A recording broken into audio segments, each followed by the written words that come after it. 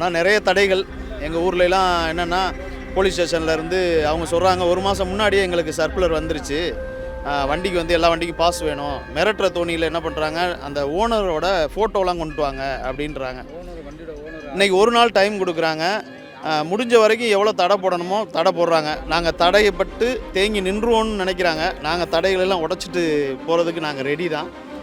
எவ்வளோ தடை போட்டாலும் அதாவது மக்கள் வந்து தளபதியை முதல்வராக ஏற்றுக்கிட்டு ரொம்ப நாள் ஆச்சு.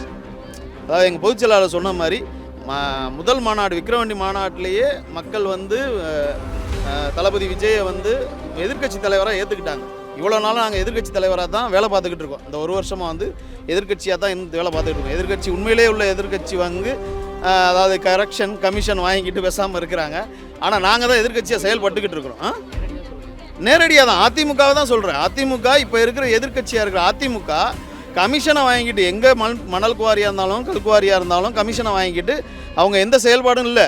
அவங்க பண்ண வேண்டிய வேலைகளை ஃபுல்லாக தாவேகா தமிழக வெற்றி கழகம் தான் செய்யுது, இப்போ வரைக்கும் செஞ்சுக்கிட்டு இருக்கு. இந்த மாநாட்டுக்கு அப்புறம் மக்கள் முழுமையாக தமிழ்நாட்டு மக்கள் முழுமையாக தளபதி விஜயை வந்து முதலமைச்சராக ஏற்றுக்குவாங்க, மனசளவில் ஏற்றுக்குவாங்க. இப்போவே தெரியும் பயத்தில் என்ன பண்ணுறது எது பண்ணுறதுலாம் அந்த இந்த நாம் தமிழர்னு ஒரு கட்சியெல்லாம் அந்த சீமான்றவரெல்லாம் என்ன பேசுகிறாருன்னே தெரியல. சிரிப்பாக தான் வருது.